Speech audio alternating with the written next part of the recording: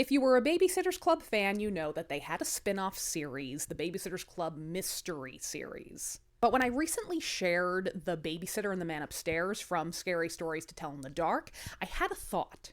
What would a mashup of the Babysitters Club and Scary Stories to Tell in the Dark look like? So it would be obvious to make Claudia the titular babysitter of The Babysitter and the Man Upstairs. She has experience with phantom phone callers. However, Claudia is my favorite babysitter, so I have to give her the story that is generally considered the scariest of the Scary Stories series, and that would be Harold. Here's how I think it would go down.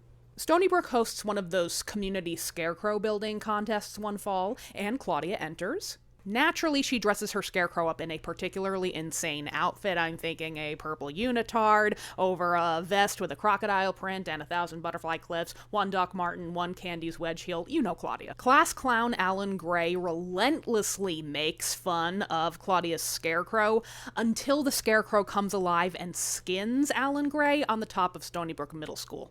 Next up, you cannot have a story about teens without featuring the hook, and of course we're going to need a pair of young lovers for this one. So this has to be Marianne's tale.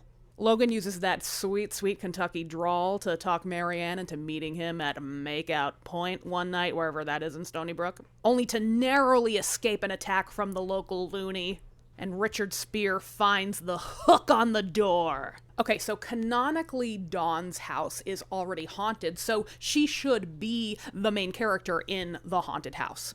Only in this case, the ghost of Dawn's house is a former Stony Brook beauty queen. She shares the story of her murder with Dawn, and Dawn is a fierce feminist ally. She uses the finger bone to identify the killer, but then she makes the spirit the president of Kids Incorporated Ghost Division. Now, any tween would be a great pick for the tale of the red spot. But I'm going to pick Stacy McGill because, she's our chic babysitter. She is very concerned with her image, and she also has her health concerns, her diabetes. So I imagine she has another binge eating session, and she believes she's getting some kind of pimple on her face, only of course it's spiders in her face. Mallory comes from a family of 8 children, so I expect it's very easy to lose track of her.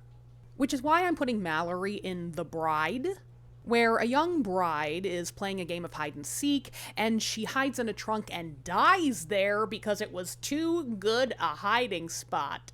But of course, in our BSC version, Mallory locks herself in a trunk during an epic game of hide and seek at the Pike family reunion. Poor Mallory.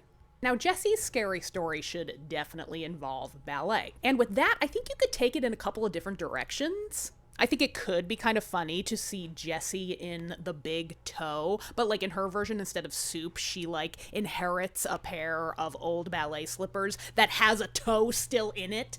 But ultimately, I think the white satin evening gown would be a really good bet for her, except instead of a cursed dress, it's an old ballet costume.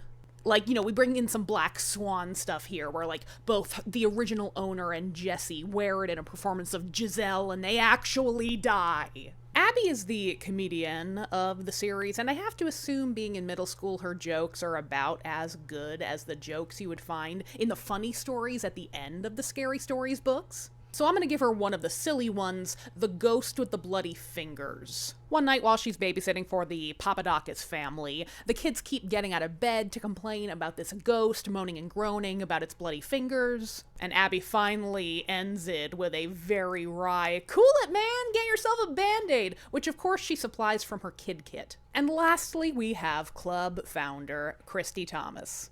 Now, Christy also brings a lot of humor to the series. And I think probably one of her key books is her big showdown with the Kilbourne family in Christy and the Snobs. So based on that, I'm giving Christy the dead man's hand. She goes a little too far pranking Shannon Kilbourne, but for her credit, how was she supposed to know that the mere sight of a cadaver's hand in the family mailbox would make Shannon Kilbourne lose her fucking mind? Christy's great idea, more like Christy's terrible idea.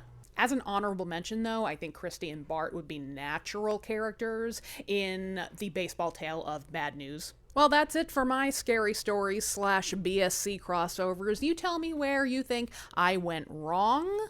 I don't know, should we be mixing up more universes with Scary Stories to Tell in the Dark with other 90s stories? Let's discuss.